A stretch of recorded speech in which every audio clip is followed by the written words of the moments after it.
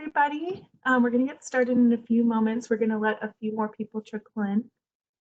So you can play around with your settings a little bit and get situated. And I'll start with some logistics in probably 2 minutes, and we'll get started.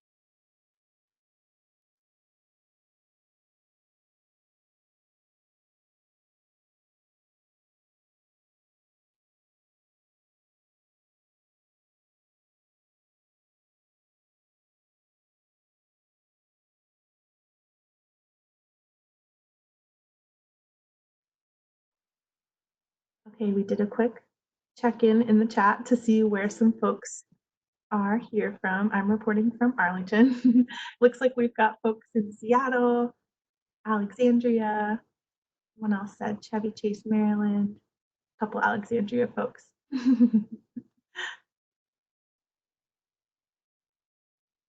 Maryland, Potomac, Maryland. Welcome, everybody. So some folks are still trickling in, but just for the sake of time, we're going to go ahead and get started. So good evening. Thank you so much for joining us tonight for our session, Microaggressions, Toxic Rain in Educational Institutions. For those I have not had the opportunity to meet yet, my name is Kylie Stam, and I currently serve as the Diversity Program Manager in the Elliott School of International Affairs. So I'll be the moderator for tonight, and I'm very excited to have you all with us. I want to give a special shout out and thank you to the Elliott School, our collaborators in the LEAP initiative, and in the Trachtenberg School of Public Policy and Public Administration, and especially our presenter tonight, Dr. Sue, who I'm excited to introduce you to in a moment. We also want to acknowledge today falls on Earth Day and during Asian and Pacific Islander Heritage Celebration at GW. So we have a lot of important things to honor and celebrate today. We're also joined by a few key guests that I want to take a moment to appreciate. Bob, you'll see, is supporting us with American Sign Language English interpretation. So if you'd like to keep Bob in your view, a little WebEx pro tip is that you can hover your mouse over the screen with his display, and you can actually push the push pin looking icon to keep him on display. We also are joined by Darren, who's supporting real-time captioning, which can be found through the multimedia viewer feature. So if you have a panel open on the side, you should be able to see the multimedia viewer for real-time captioning. Thanks, Darren, for being with us. And then lastly, if you want to just adjust your personal settings, you can hover your mouse in the top right corner and change your view. I love floating panel. You can do your thing. So now that we've talked all about WebEx logistics, the last thing I wanted to point out is that all of our attendees tonight are in listen-only mode.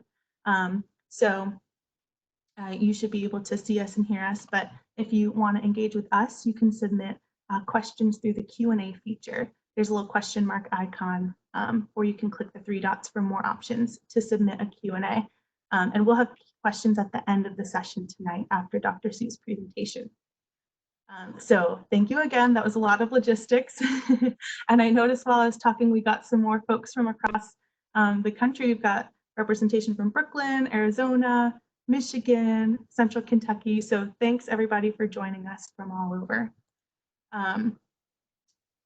So I'm actually going to go ahead and introduce our keynote presenter tonight. And I'm really excited to introduce you all to him. I personally studied his work as an undergraduate student once upon a time. And so it's with great joy that I'm able to introduce him to you all today. So Dr. Derald Wing Sue is a professor of psychology and education in the Department of Counseling and Clinical Psychology at the Teachers College in Columbia University. He was the co-founder of the National Multicultural Conference and Summit, co-founder and president of the Asian American Psychological Association, past president of the Society for Psychological Study of Culture, Ethnicity, and Race, and the Society of Counseling Psychology. Derald has served as the editor of the Journal for Counseling and Development, associate director of the American Psychologist, editorial board member for the Counseling Psychologist, Asian American Journal of Psychology, Asian Journal of Counseling, and serves on the Council of Elders for Cultural Diversity and Ethnic Minority Psychology. Derald is a pioneer in the field of multicultural psychology, microaggression theory, racial dialogues, multicultural counseling and therapy, and the psychology of racism and anti-racism. He's the author of 21 books and over 170 scholarly publications, and 4 best-selling texts include Counseling the Culturally Diverse Theory and Practice, Overcoming Our Racism, The Journey to Liberation, Microaggressions in Everyday Life, Race, Gender, and Sexual Orientation, and Race Talk and the Conspiracy of Silence, Understanding and Facilitating Difficult Dialogues on Race. That one is a personal favorite that I have used often in my career. The former has been identified as the most frequently cited publication in the multicultural field and used by nearly 70% of the graduate counseling psychology market. His microaggression book was first awarded the 2010 National Diversity and Inclusion Book Prize from UnityFirst.com and Forbes University. His services have been widely sought out by many groups and organizations. He also has done extensive cultural diversity training for many Fortune 500 companies, institutions of higher education like ours, governmental agencies, public schools, and mental health organizations. In that capacity, Derald has worked with mental health practitioners, university faculty, teachers, students, community leaders, senior executives, and middle-level managers. He serves on the advisory board of the MTV Look Different campaign, which has created anti-racism TV programs to educate millennials about microaggressions and facilitate dialogues on race. His work is recognized not only on a national level, but on an international one as well. He's worked with UNESCO on teaching respect for all that uses education to combat racism and xenophobia in countries from Asia, Africa, Europe, South America, and the Middle East. As evidence of Dr. Sue's stature in the field, 2 studies of multicultural publications and scholars concluded, impressively, Derald Wing Sue is without a doubt the most influential multicultural scholar in the United States today. Without further ado, I'm excited to turn it over to Dr. Sue. Thank you for being with us tonight. Thank you, Kagi, for that introduction, and I'm pleased to be here to share with all of you much of the research and work that my research team and I have been doing on microaggressions, macroaggressions, and micro-interventions. This evening's topic is pretty broad. It's called Microaggressions, Toxic Rain in Educational Institutions and Daily Life. And I hope you forgive me, I'm not used to WebEx, so I'm going to try to control PowerPoint slides as I give my talk, and occasionally there might be a bump here and there. But one of the things that I like to do immediately is define what microaggressions are. Microaggressions are the everyday slights and dignities, insults and put-downs, invalidations that many people of color experience in their day-to-day interactions with well-intentioned individuals who are unaware, completely unaware, that they have engaged in a demeaning, offensive, and discriminatory manner. I'm going to talk mainly tonight about racial microaggressions, but almost any marginalized group member can be the subject or objects of microaggressions. There are gender microaggressions. There are class microaggressions, disability microaggressions, LGBTQ microaggressions. And while the themes of microaggressions vary between these different groups, they operate from similar psychological dynamics and principles. One of the things that we have to acknowledge is that microaggressions are not simply individual acts, minor, trivial, insignificant individual acts, because they are linked to worldviews. Microaggressions are reflections of worldviews of inclusion, exclusion, superiority, inferiority, normality, abnormality. And so when a person engages in a microaggression, it is their implicit biases and their worldviews that are being expressed.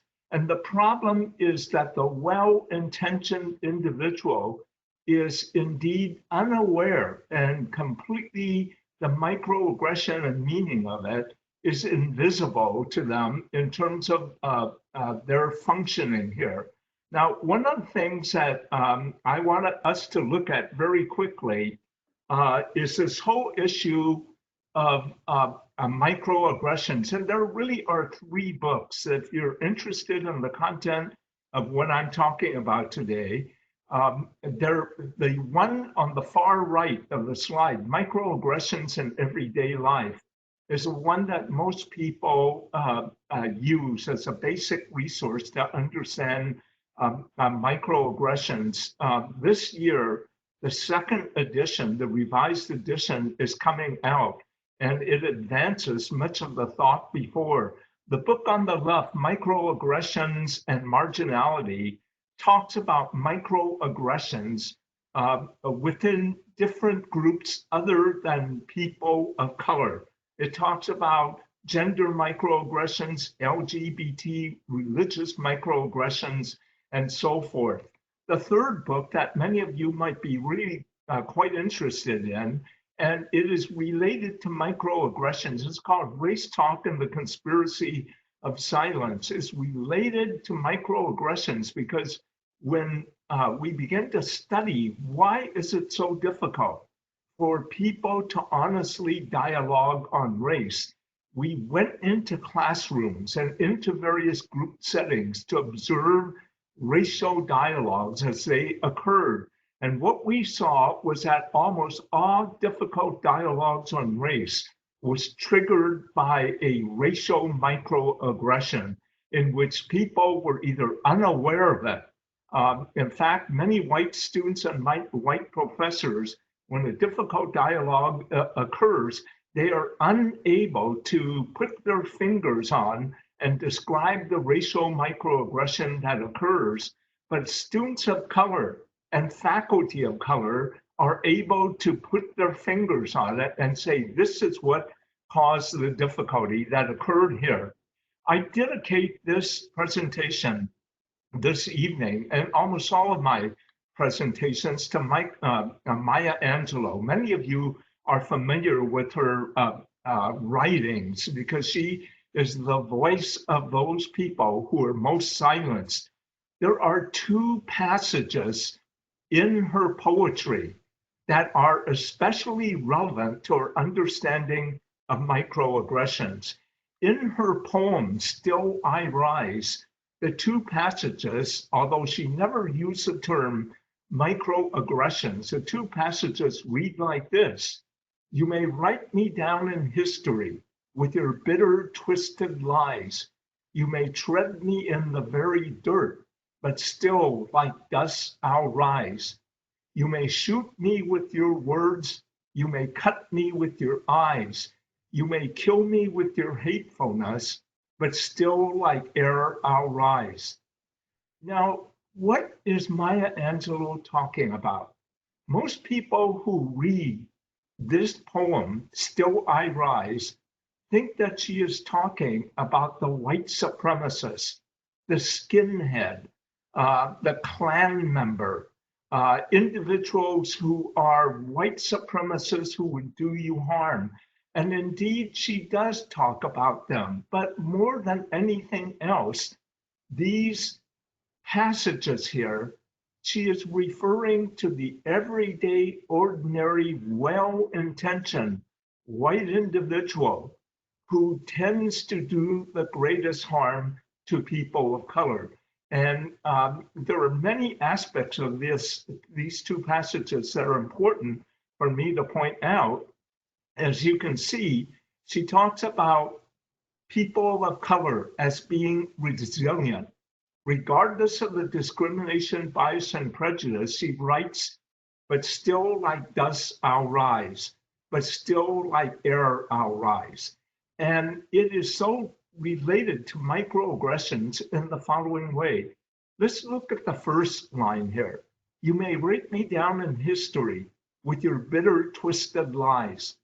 What she is saying is that the educational curriculum, the knowledge base by which we teach our children and young children are mischaracterizations, misperceptions, twisted beliefs about people of color, stereotypes. And indeed, this is a form of environmental microaggression that I was come back to very shortly. Rather, we think that education educates and liberates people. But what people of color are saying is that the textbooks that portray them in a manner that strikes at the core of their dignity and belief in themselves as a good, decent human beings. So that's one manifestation of microaggressions. It can be environmental. So when people talk about the campus climate as being hostile and validating, this is what they may be talking about, something that is invisible to individuals. She also says, you may tread me in the very dirt, but still like dust I'll rise. You may shoot me with your words. Microaggressions can be expressed verbally, or you may cut me with your eyes. That is, your nonverbals indicate to people that they are that they are lower than human beings. A nonverbal communication of a verbal nonverbal microaggression that students, Black students especially at the Columbia campus talk about is that when they go in the first day for a class meeting and they sit down, they notice that the seats next to them are the seats last taken or generally empty. That white students tend to not sit next to a Black student. Now, when I begin to ask myself, why is that so? And many Black students told me that because we're seen as no good, we're seen as hostile, criminals, dangerous.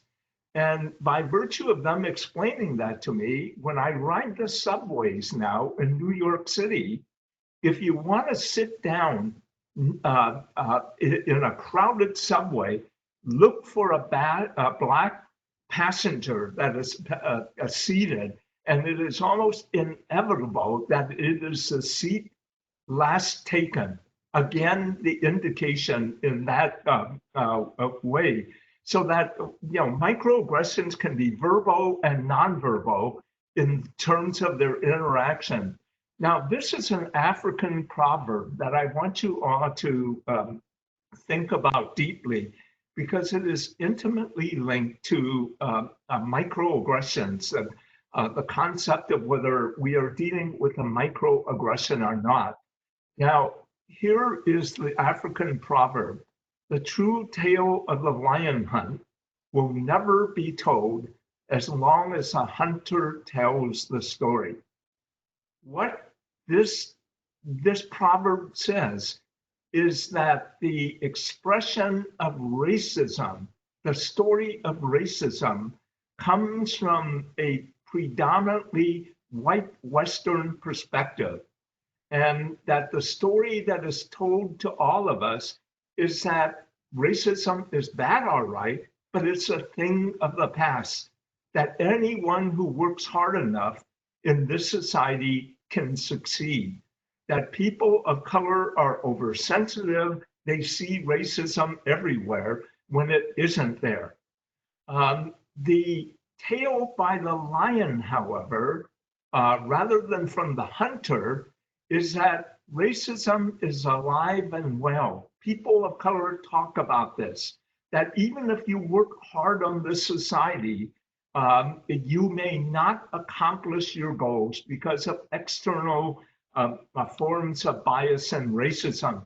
And this is what I generally call a clash of racial realities. The racial reality of people of color, as a general rule, is different from the racial reality of our white brothers and sisters. And I don't want to stereotype, but the lived experience of people of color tells them that racism occurs frequently and is a real thing.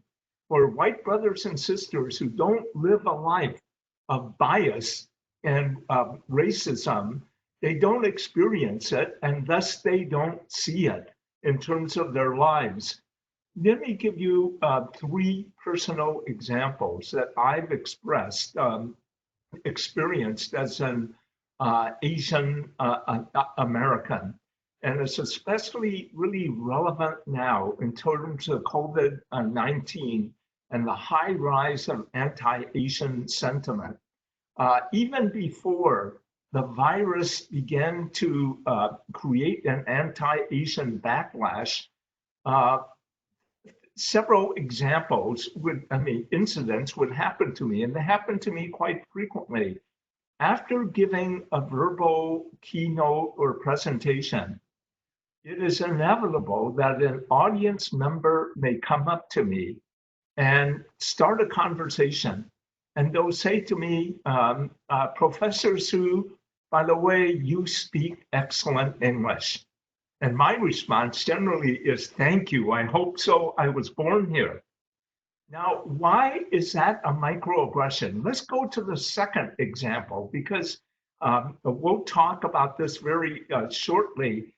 Along with complimenting me for speaking good English, it is not unusual for many well-intentioned white brothers and sisters to start a conversation with me and then proceed to ask me, by the way, Derald, where were you born? And I'll say, I was born in Portland, Oregon. And they'll say, no, where were you born? They're saying it in a very slow way. And I'm thinking, Portland, Oregon? And they follow up again, no, what country were you born in? And I'll say the United States. Now, look at these 2 verbal comments. You speak excellent English. On the surface appears to be a compliment. In fact, the conscious intent of the speaker is to compliment you. The other one, where were you born, is an attempt to make a connection to find out more about you on a personal level. However, both of these verbal responses have a hidden or meta communication. And that hidden or meta communication is, in essence, that you are a perpetual alien or foreigner in your own country. You are not a true American. True Americans look in the following way. And that is a hidden message that many Latinx brothers and sisters and Asian brothers and sisters tell me that happens to them quite often. Now, one of the things that when we begin to talk about microaggressions and develop the taxonomy, one of the things that happened was that people would say, well, Dr. Sue, those are so trivial. Why are you so upset? Well, maybe someone did mistake you for having been born. Why is that? Let go of it. This is harmless, trivial inaccuracy. And we'll get to that point later, because one of the things that we're going to look at is that minor or trivial, like Maya Angelou says, that people of color experience microaggressions day in and day out in a perpetual, constant state. And Maya Angelou says it is like death by 1,000 cuts. Microaggressions, she never used the word microaggressions, but she talked about these everyday slights and subtle insults that occur is like death by 1,000 cuts. And that she likens it to little murders in contrast to the grand execution that she fears from white supremacists. And it's these little insignificant trivial acts, she says, that really creates the greatest harm. The other thing that that I've experienced is that, and let me share with you, it goes back to the definition of environmental micro and macro aggressions. Several years ago, in fact, I guess more than several years ago, Harvard University asked me to make a major presentation, a workshop to all of the deans of Harvard University over they had a 1 week period that was entitled How to Make Harvard a More Welcoming Environment for Students, Faculty, and Staff of Color. And during this 1 week session, they had sit-ins, teach-ins, videos, plays, ethnic celebrations in order to begin to think about what a multicultural university begins to look at. My role was to simply work with all the deans. And I remember at the beginning of the workshop, as I was being introduced by the dean, the moderator, the dean that had invited me, introduced me to the group. And as I scanned the room, what I noticed was that all the deans appeared white. There's nothing wrong in being white. I'm not doing white bashing here, but they were not only white, but they appeared to be white men, where most of the deans who were white women, but they were primarily associate or assistant deans. And as I got up to talk to them, I said to them that as I stand before you today, and the goal of this week is to make Harvard a more welcoming environment, I look at all of you and you all, unless I'm wrong, you all appear white. And immediately there was this uncomfortable shifting about. And I told them, this is not to put you down or anything, but I want you to know the message, unintended as it might be, that you are communicating to a prospective student of color or faculty of color you are trying to recruit to Harvard. These are the three messages that you are communicating. One, you are not welcome here. Two, if you come here, you won't be comfortable. Three, if you persist in staying, there is only so far up in this at Harvard University that you go. And what I'm trying to communicate when I talk about microaggressions, this is not the intent of the administration at Harvard University, but if you go in and look at full-scale portraits of all the past presidents of Harvard University, except now there was a woman president. During the time when I did the room was filled with white men. And this is a major microaggressive communication to individuals and even people of color when they're on a campus and saying that I don't know what it is about this campus. It just doesn't make me feel comfortable or accepted here in this particular way. So microaggressions have three forms: environmental, verbal, and nonverbal. And we tend to concentrate both on the verbal and nonverbal one. But how impactful are microaggressions? Well, we've done a number of studies, and we had individuals in our focus groups write narratives. And this is a particularly insightful narrative of the personal impact of microaggressions that comes from an African American man. And he says, it gets so tiring, you know. It sucks you dry. People don't trust you.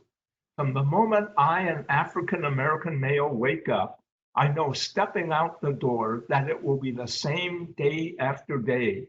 The bus can be packed, but no one will sit next to you. I guess it may be a good thing because you always get more room. No one crowds you. You get served last. When they serve you, they have this phony smile and just want to get rid of you.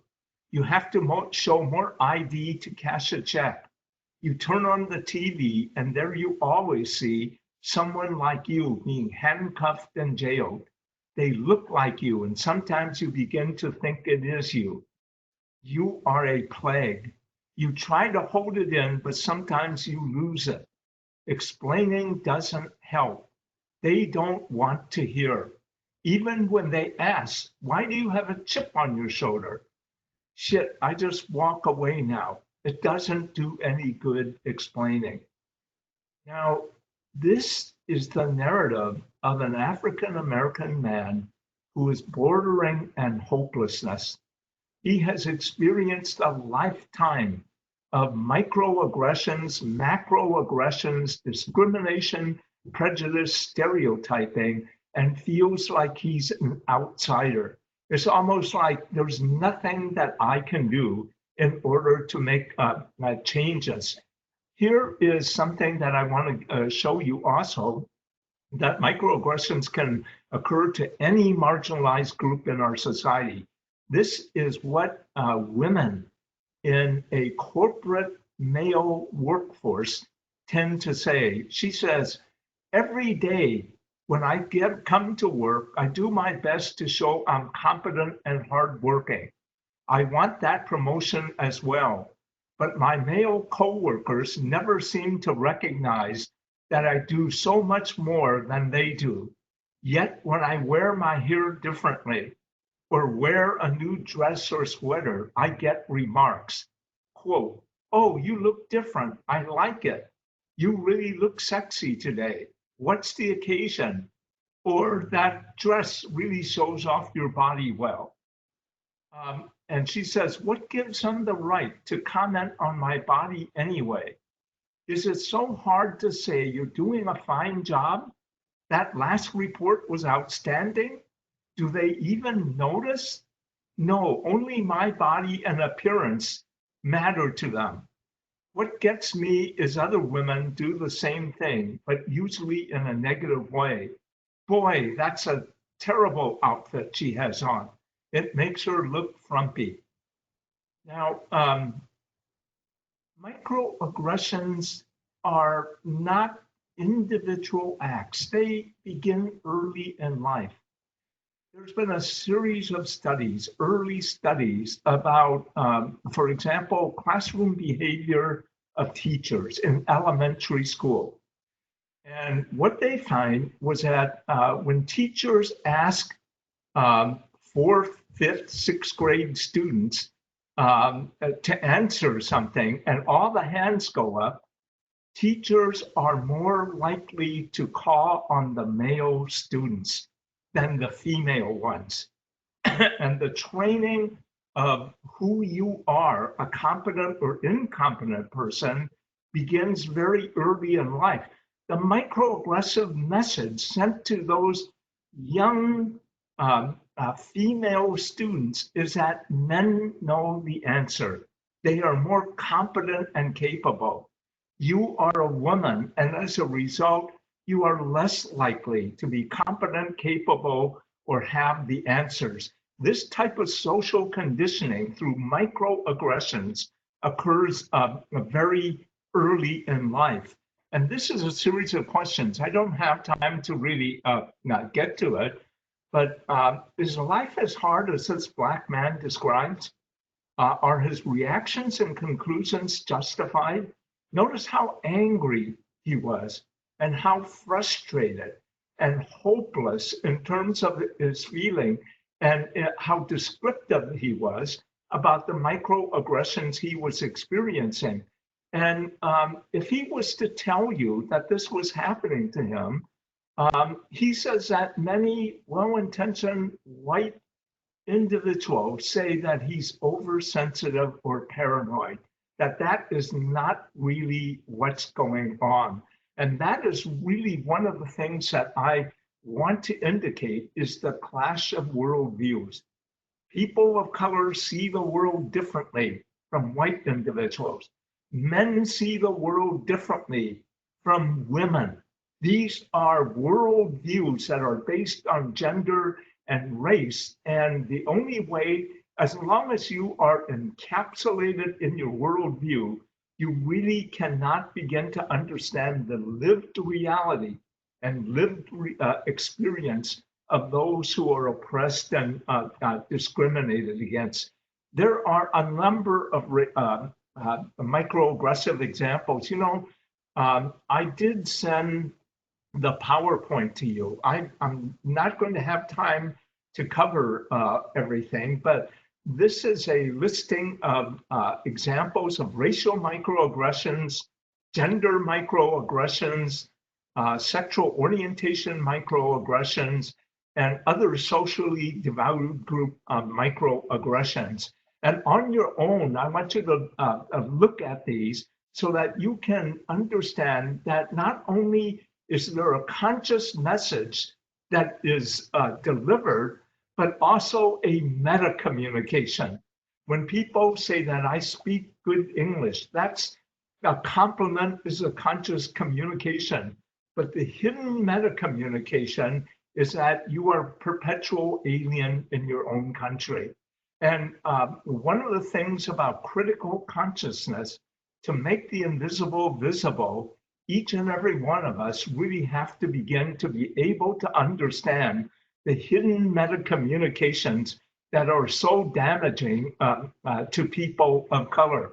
Now, in the studies that have been conducted, these are some of the impact of microaggressions. Employees of color, women, LGBTQ members oftentimes report the work site and the campus climate as having these particular characteristics. They experience a campus or work climate as isolating, alienating, stressful, risky, and invalidating. And I could go on endlessly to tell you about what Columbia University's campus, physical campus is like, that is very alienating and, for many people of color. But that's one of the things that, while white students often feel that a campus environment is reinforcing, exhilarating, validating, feels good, that is not particularly the lived experience of people of color when they go to the campus here. They often experience being the only one, leading to feelings of isolation and loneliness. What is it like to be the only Black student in a classroom? What is it like to be the only Latina student or one of the few Latina students in a classroom? You feel isolated, lonely. People can't validate who you are as a racial cultural being. Universities generally lack mentors who possess knowledge of what people of color experience. Now, think about your counseling center. This is really an important area. You can have a lot of counselors, but if they don't understand the lived experience of students of color, they will invalidate them. Typical examples that students have told me when they've gone to the counseling center is that when they said something like, can you really understand, to therapists, can you really understand what it's like to be the only Black student in a classroom? And the counselor says, well, I think that it's important that we're all human beings, that we're all the same under the skin. While the counselor is well-intentioned, they have dismissed and negated an important aspect of that student's racial identity. And these are things that therapists, counselors, you know, resource individuals might not be aware of. Students of color have their intelligence, competence, and authority devalued and considered illegitimate. Again, Black students come into me often, undergraduates, even though I'm in the graduate program, because they know about my work on microaggressions, and they tell about incidents of microaggressions they experience. One of the most common ones is that they are asked by a white classmate about, how did you get into Columbia? And they'll say, I did well in the test scores, I got high GPA, and their well-intentioned white classmate would say, no, no, no, how did you really get into Columbia? Now, behind those questions is a thought that this Black student could not have come in on individual merit, that they must have come in terms of an accommodated admissions program or an athletic scholarship. It is not that they're bright enough, capable enough, intelligent enough to come in. Another is that have their racial, gender, or group identities assailed. And this gets to an area that we can talk about for a long time. It's the myth of color blindness. We're all human beings. I don't see color at all. When people of color hear that statement, their antennas go up immediately. And because now they, you know, apart from the fact that research in social psychology indicates that you cannot not see differences, that these gender and race are two of the most identifiable attributes, even in infancy, that people see here. They experience elevated levels of stress and distress on a primarily all white Western monocultural situation. They feel that they're subjected to biased performance and appraisal systems. You know, I hate to do this.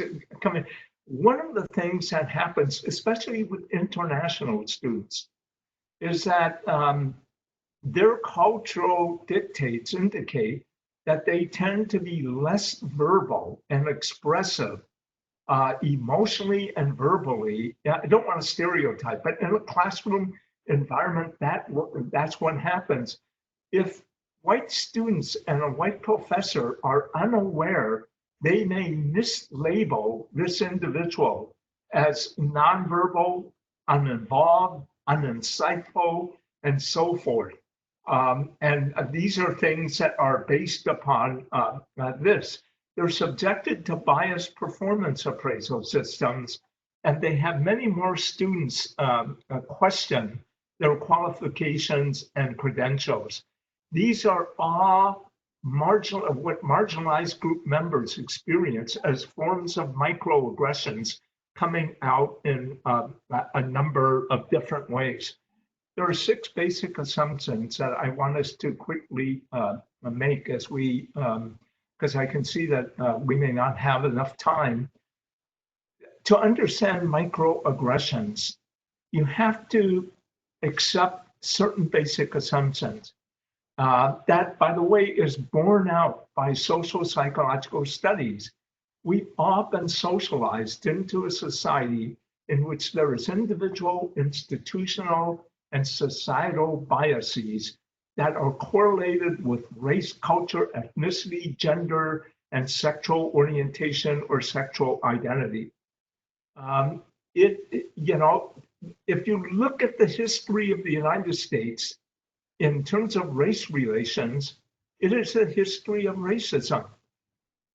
People get real upset with me when I make that statement, but it's reality. How else do you explain the enslavement of Africans from Africa? How else do you explain the philosophy of manifest destiny in which God decreed the white man to take land and own the land from the indigenous people of this country? How else do you explain that during World War II, 110,000 Japanese Americans were incarcerated? Two-thirds of the Japanese Americans, by the way, were citizens by virtue of birth. And when our Muslim brothers and sisters tell us that they have apprehensions about governmental actions, it's not unrealistic in light of the history that we have of how the United States operated. In all fairness, however, the history of the United States is also the history of anti-racism. There have always been groups and individuals from the majority society and culture who have fought against racism.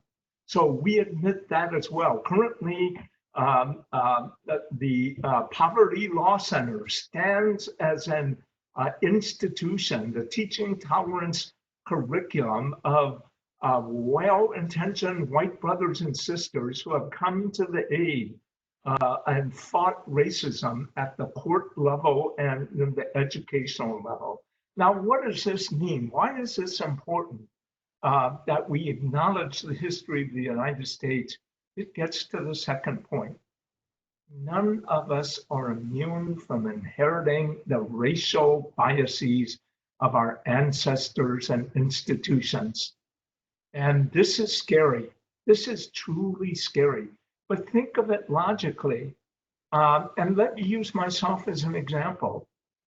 To think that I, who have been born and raised in the United States for some 7+ decades, have somehow been immune to being socialized and inculcated with biases and prejudices is the height of ignorance or naivete. We all have inherited these biases. They may not be in our conscious awareness, but that is one of the major things that we need to do to begin to overcome our biases. The third thing that we need to note when we talk about microaggressions is that it is not the old-fashioned forms of racism, the racism, the hate crimes, the racism of the white supremacists that is most damaging to people of color. It is the contemporary forms that our studies are indicating called subtle racism or microaggressions. Let me share with you these statistics quickly, and you think about the answer to it. White Euro-American males are only 33% of the adult population. Now look at these 7 points. They are 80% of tenured positions in higher education. They are 80%, it varies, in the House of Representatives. They, over the past few years, have varied between 80 to 90% of the US Senate. They are 92% of Forbes 400 executive CEO level positions. This figure is astounding. They are 90% of public school superintendents in an occupation dominated by women. They are 99.9% of athletic team owners, and this ought to give us some hope. They are only now 99.97% of US presidents. Now, the questions that you have to ask is 3, where are the women? Where are the people of color? Are these disparities due to old-fashioned bigotry or microaggressions? My answer is that these statistics aren't due to the white supremacists. They are due to well-intentioned folks like you and me, educators or teachers who teach our children, employers who determine who they're going to hire, who they're going to retain, who they're going to promote, and who they're going to fire. Healthcare providers who decide who the quality and quantity of care that they're going to give to individuals. And there are other things that are really important here. The other three assumptions, I want you to look at it on your own, because the characteristics of these biases that make it so difficult for us to overcome is their invisible nature. They are outside the level of conscious awareness. You are unaware of what your actions are coming from. And that's one of the things that I oftentimes say our main goal in this nation when it comes to issues of prejudice, bias, and racism is to make the invisible visible.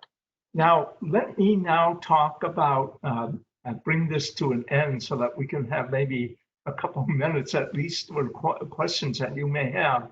It's what we call the harmful impact controversy.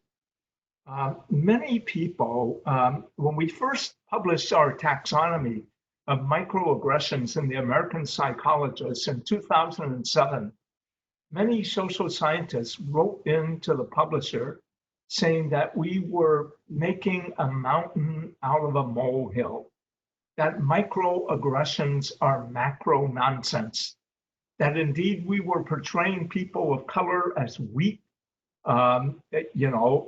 vulnerable, unable to take care of themselves, and that indeed microaggressions are no different than the everyday rudeness or incivilities that a white man may experience. Now, logically, you might make that argument. Well, we went to the research literature, and these are the 5 things that differ between group-based microaggressions and everyday rudeness that a white individual might experience. First of all, microaggressions are constant and continual without an end date. And everyday rudeness ends.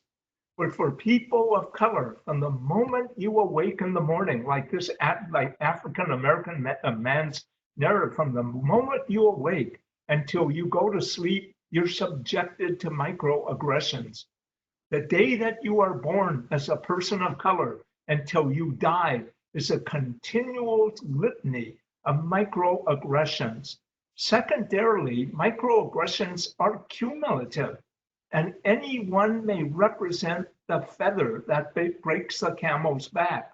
So while a person may compliment me for speaking good English, I may get angry, and they'll say, "You're overreacting, Derald." They don't notice that I have experienced during that day 4 or 5 other microaggressions with a similar theme, and I'm just sick and tired of it. And I may act in a way that they see as overreaction. Microaggressions are difficult to decipher because they send a double message. This is one of the things we found, for example, of people of color. What was their cognitive reaction that occurred when they experienced a microaggression? And this is what we found. When a microaggression occurs, they would think, did what I think happened really happen? Was this an intentional or unintentional slight? If this was intentional, how should I respond?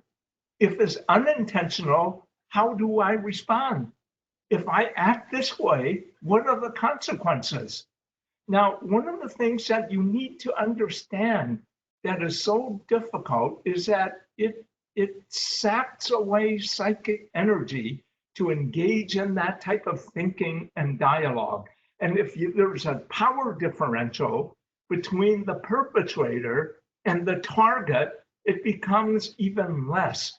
And what we find is that most people of color, by the way, have chosen, I shouldn't say chosen, most people of color do not respond. A lot of it is that the consequences may be too great, but the other thing is that microaggressions occur so quickly, by the time you think about something to do is over with.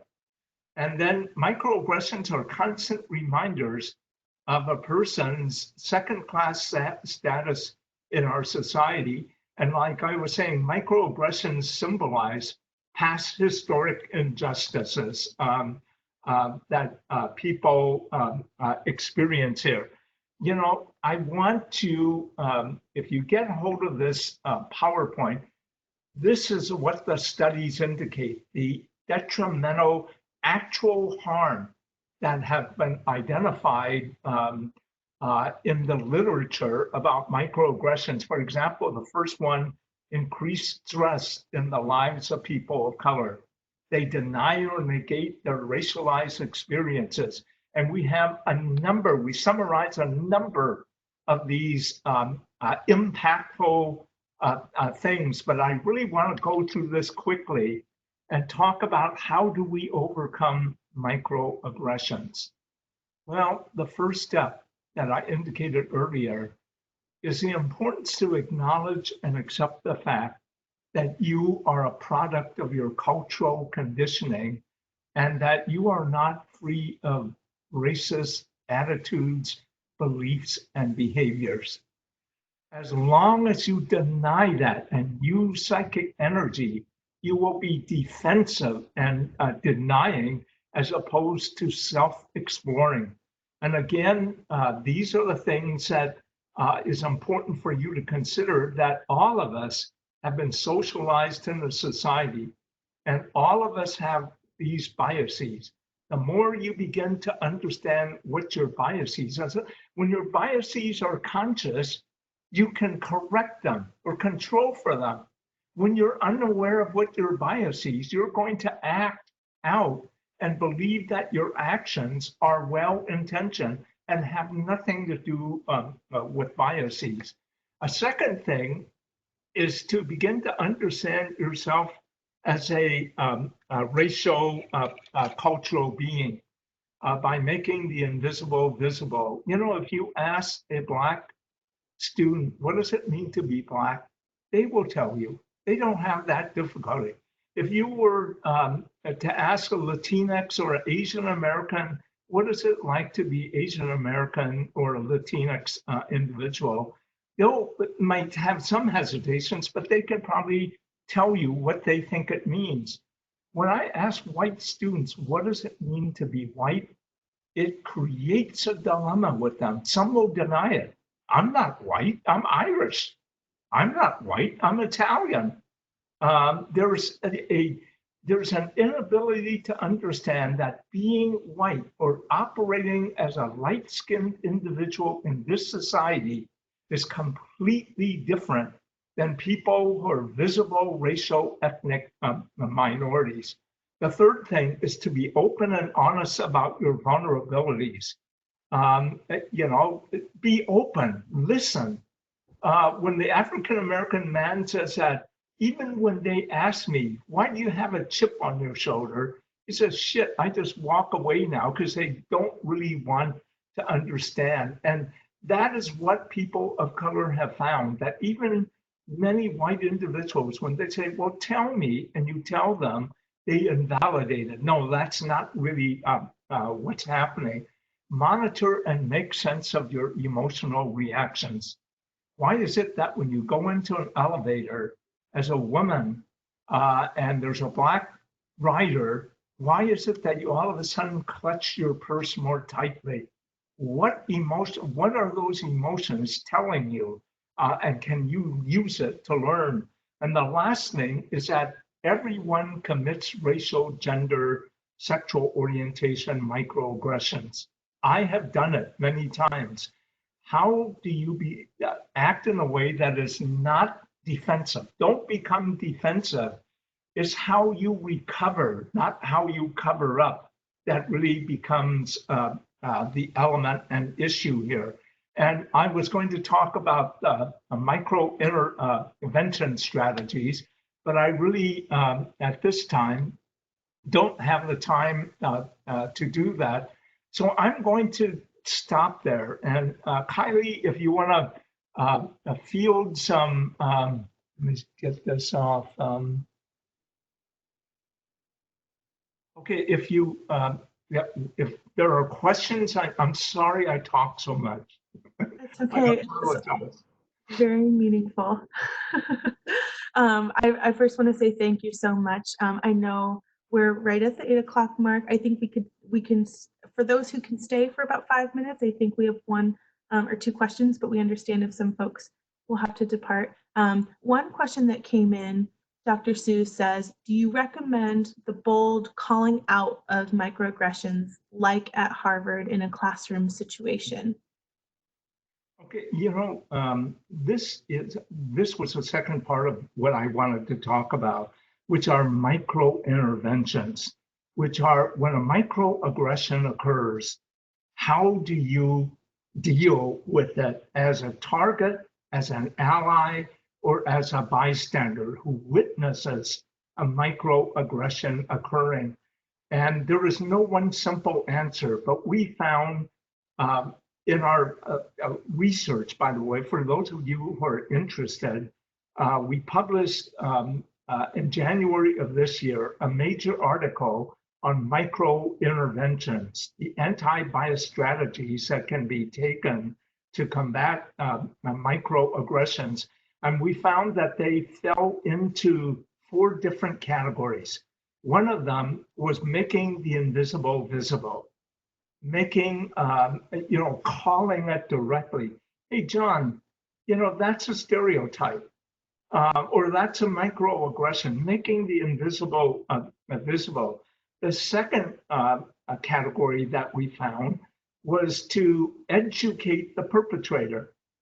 And we outline a whole number of tactics under each of these strategic goals. But a typical educate the perpetrator is to separate out intent from impact. Let's say a person tells a racist joke. And you can say, John, I know you meant that to be funny, but that really hurt Aisha. See, what you've done is, I know you meant that to be funny. That's the intent, but the impact was detrimental. You see that in terms. The third thing is to disarm the microaggression, directly stopping it from going on. And again, we outline about 7 or 8 different tactics.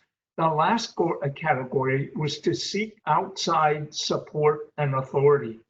And this gets to the point that at times it is dangerous, or there might be severe consequences for you to use a micro intervention by, for example, if you confront your professor, if you're a student of color and you confront your professor about a microaggression, you might get labeled as a troublemaker.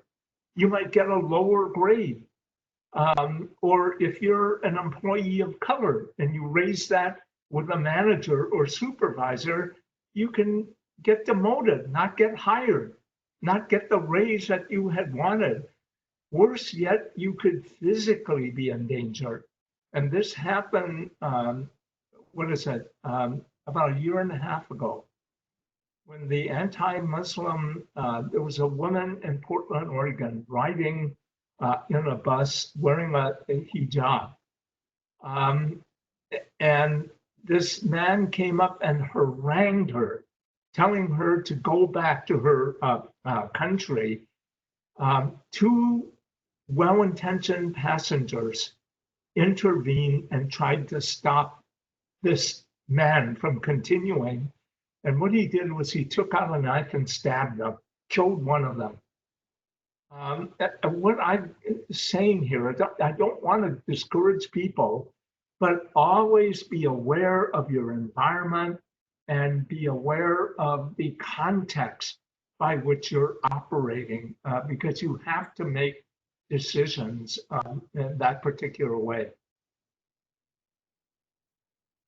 Yes, thank you. And I think you touched on this a little bit. Someone else did ask, for a specific example in a supervisor or someone who is in a position of power. And so I think I wanted to make sure that that was addressed. I think you were speaking to asking for help or seeking like folks in other positions of power to intervene. This, Kylie, this is really one of there's no one way to do it. Let me give you an example. Some people have chosen to deal with microaggressions with humor. When I'm asked, um, no, when I'm complimented for speaking good English, I will say, thank you, I hope so, I was born here. There's a microaggression that acknowledges the conscious intent and then undermines the meta communication that you're a foreigner.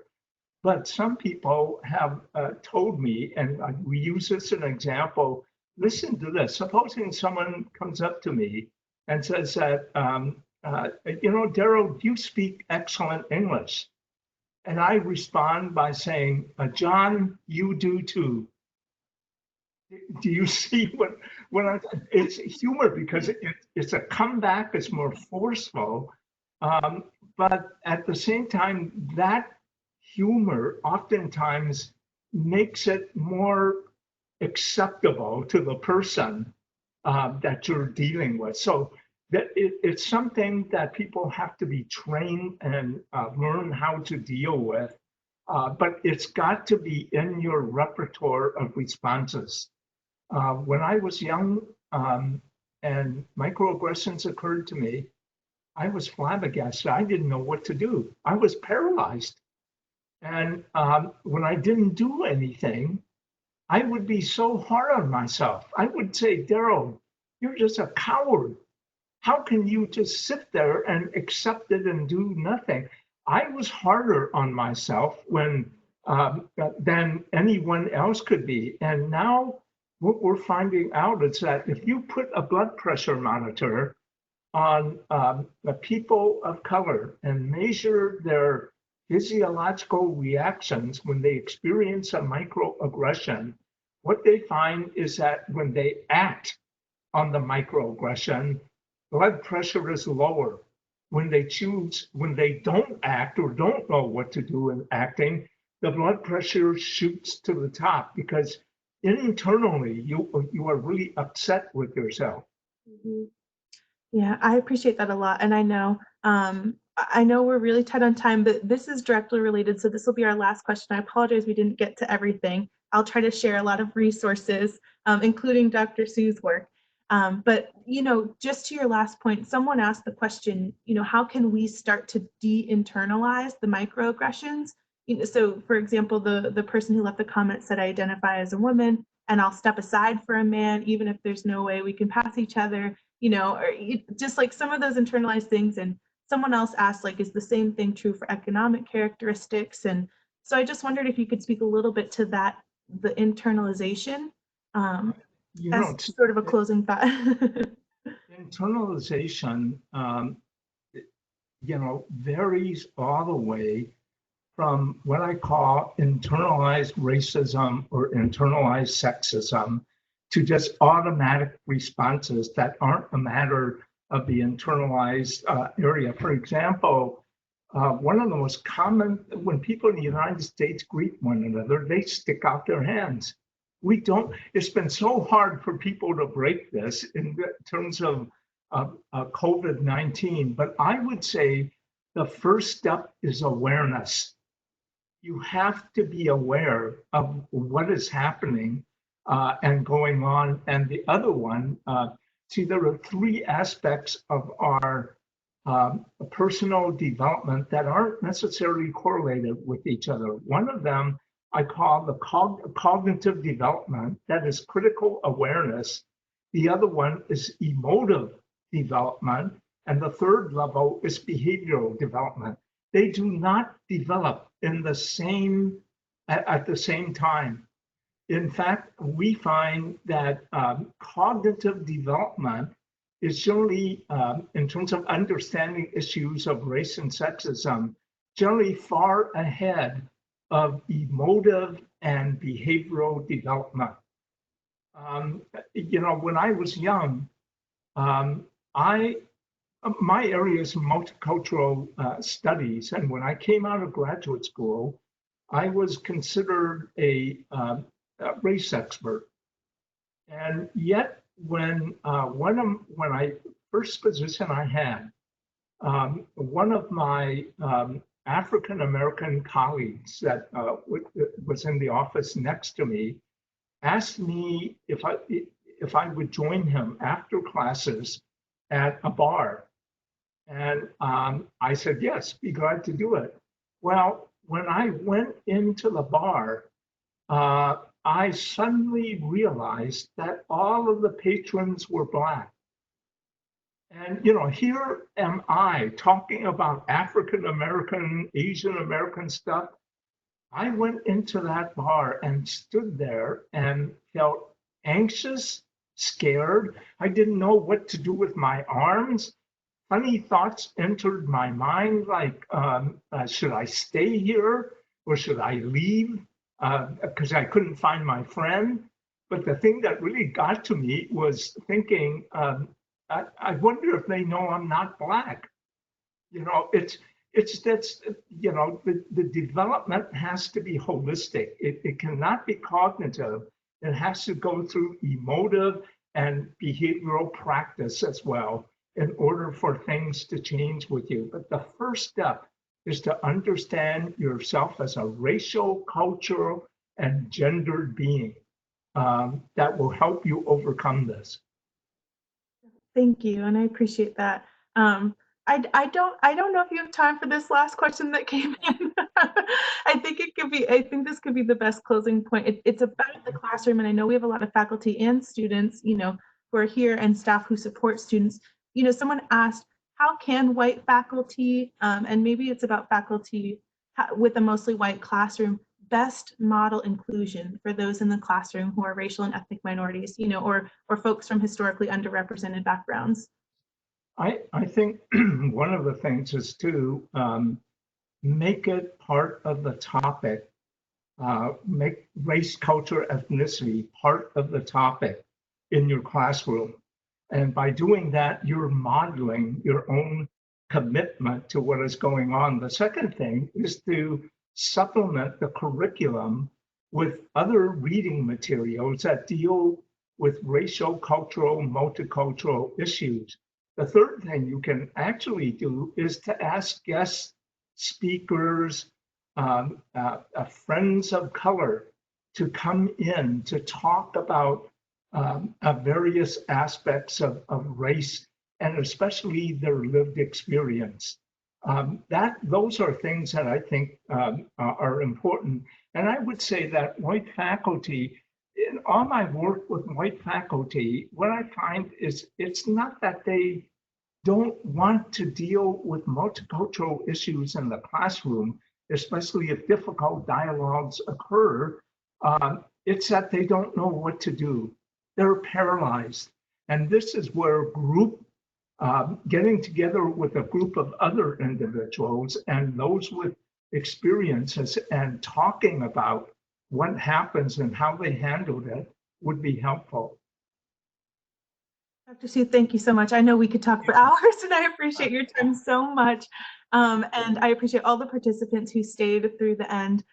This has been very meaningful, and we have been recording it, so we'll be able to share this for other folks to view who were unable to attend tonight. And I'll share some resources, including your PowerPoint slides, if that's all right, with the attendees, just for supplemental resources. Dr. Sue, thank you again so much. And Thank you. Everyone have a great night. All right.